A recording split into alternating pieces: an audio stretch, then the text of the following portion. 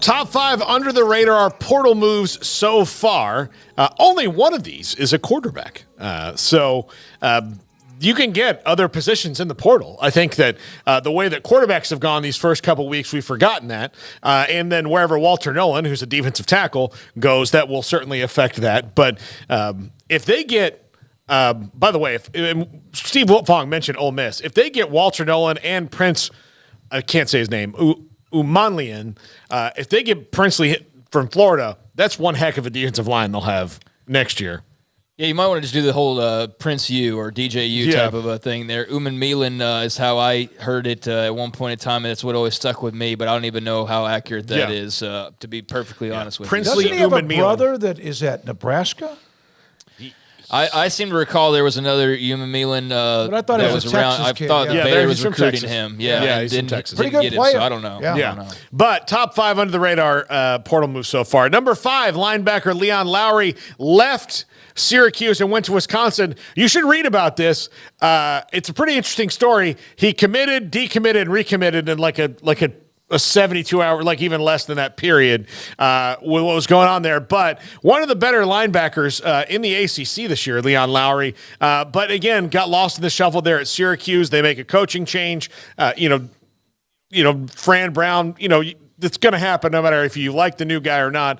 Guys are going to get in the portal and see what they can do. But Wisconsin, under Luke Fickell, has been very active in the portal, and he probably needs to get some of his attitude there. And Luke Fickell's teams at Cincinnati, as we know, were very physical and go get you. Luke Fickell was a linebacker at Ohio State. So not surprising that one of his first big portal moves of this year, before he got Tyler Van Dyke today, was getting a linebacker like Leon Lowry, who should translate well into that system for the Badgers.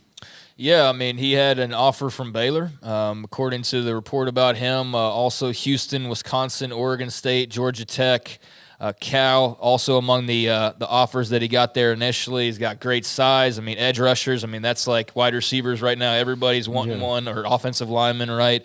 But yeah, that was a very odd sort of 48 hours for him, and the pledge, decommit, pledge again.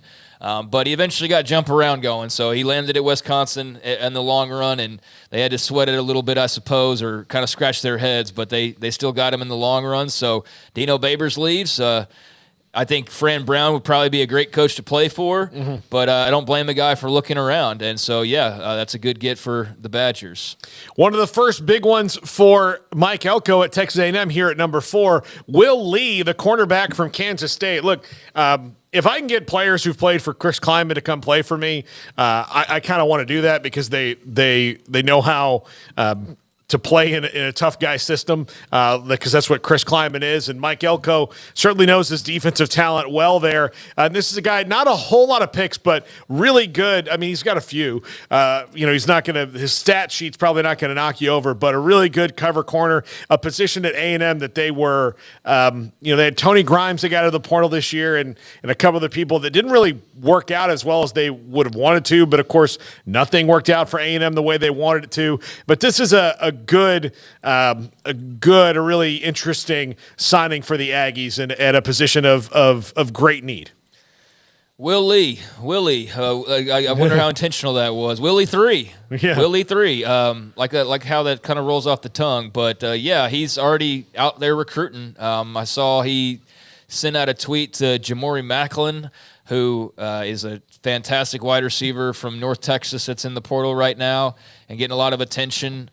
He also sent one to Kobe Savage, who is transferring, obviously, as well, as we talked about a little bit yesterday from Kansas State. So he's already putting in the recruiting in just the hours since he made his announcement. He's got great size and is a good player. So, it seems like it's already paying dividends for the Aggies. And Mike Elko knows defense, so he's going to play for a guy who knows what he's doing. Yeah, absolutely. Number 3, Beaux Collins and Chris Mitchell on their way to Notre Dame. Chris Mitchell from FIU and Beaux Collins from Clemson. If you heard Mike Frank early in the show, these were key additions to landing Riley Leonard, because that room needed to be refreshed. Look, Beaux Collins is a good wide receiver, a steady wide receiver, more of a possession guy. And look, the knock on Clemson was they didn't have those big DeAndre Hopkins T. Higgins-like playmakers, Sammy Watkins, those dudes they used to have. But Beaux Collins is a steady Eddie wide receiver, but something that Notre Dame didn't really have at all this year.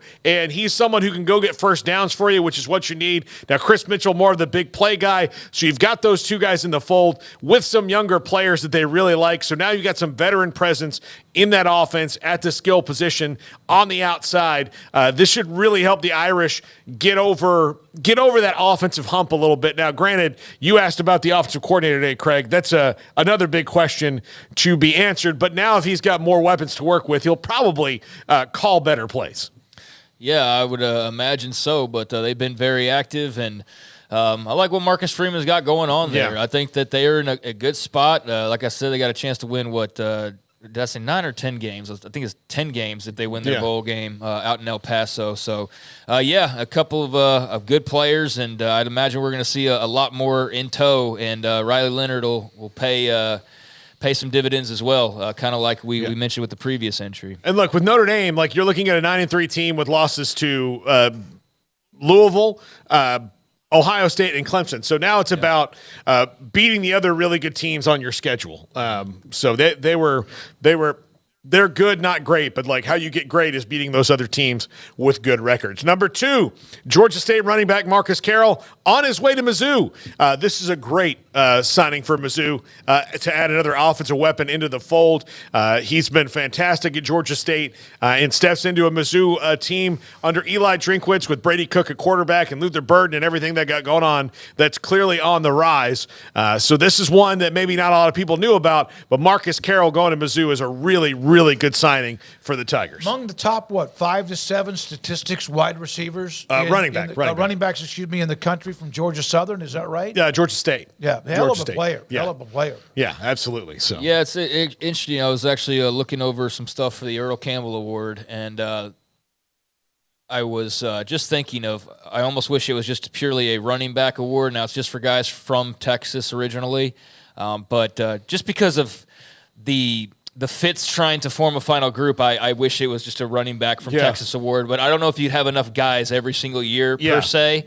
But this year, if you think about Ollie Gordon and Taj Brooks and Jonathan Brooks and Ashton Genty and Amani Bailey and Ishmael Mahdi, I mean, it's a Damian Martinez. Like, there's a dang good crop of Texas running backs out there. But that all goes back to Marcus Carroll's right there in the mix of all those guys who are up near the top of the rushing rankings. He had a really good year just nationally. Kamani Vidal from Detroit's another guy that was right up there. Cody Schrader from Missouri. But he's in that mix of the top guys in the country. So, he's taking a step up. But I think this is a really good pickup for Mizzou. Seems to have a lot of momentum right now. They've really kind of gotten their swagger back here over the last over this past season and a little bit before that, but it really feels like they're operating on all cylinders right now. Yeah, the transfer portal, I think, allows you to capitalize on that better than, like a high school recruiting class, because if you're on the way up and you've got some guys you can go add, like, hey, you can come and help us. We're good right now. Like, you don't have to sell them on, like, hey, we're good right now. Help us stay good. Mm-hmm. Like, you can come in here, so you have that. Yeah, there's not a lot of freshmen that are, prepared like Marcus Carroll is prepared to go run the ball in the SEC. Yeah. And if this is misspelled, I'm sorry, this auto-corrected. Taylen Green. No, you got it. Thank you, Emery. You're great. Taylen Green to Arkansas. It's debatable. What? That's debatable. Taylen Green to Arkansas, Boise State's quarterback. This was, given the fact that Arkansas doesn't, KJ Jefferson, I don't think he's officially in the portal or officially in the draft or anything yet. He hasn't made up his mind. But he's not coming back to Fayetteville. So you need a new starting quarterback. This is a guy who was the Mountain West Freshman of the Year and just led his team to a conference title after their coach got fired mid-season. So, this is a player I think will do well at Arkansas. And Sam Pittman needs to make moves like this if you're trying to keep your job. So, he's going to play for Bobby Petrino. So we'll see. Bobby Petrino will get to call his offense. So that's good for him, I guess, because he wasn't getting to call his offense at A&M. But Taylen Green, I think, a really good under-the-radar signing for the Hogs who need good news. Yeah, I mean, I still am not a huge fan of him throwing the football around because his touchdown interception ratio is not very great. I mean, his completion percentage is kind of hit or miss, but he didn't throw the ball a lot. I mean, he was not a guy who's going to be throwing it 30 times a game. He maybe even got close to that, I think maybe one time all year, but somewhere 15 to 25 passes probably a game, but he's got the ability to go out there and scoot a little bit and run. So he's a dual threat, and he did a really good job at Boise State. Wasn't always the starter there. Had some injuries too, I believe, but man, him and Genty really closed the season strong, and they've got a bowl game coming up as well. But end up winning the Mountain West. He was the MVP of that game. I guess that was last week, and a really talented player who I thought that the folks here in Waco or wherever else in the Lone Star State you need a quarterback, you might try to call him on home, but the Hogs called him instead, and he's going to be right there on the border and playing in the SEC, so good for him, and that's a loss for Boise State for sure. All right, Paul, good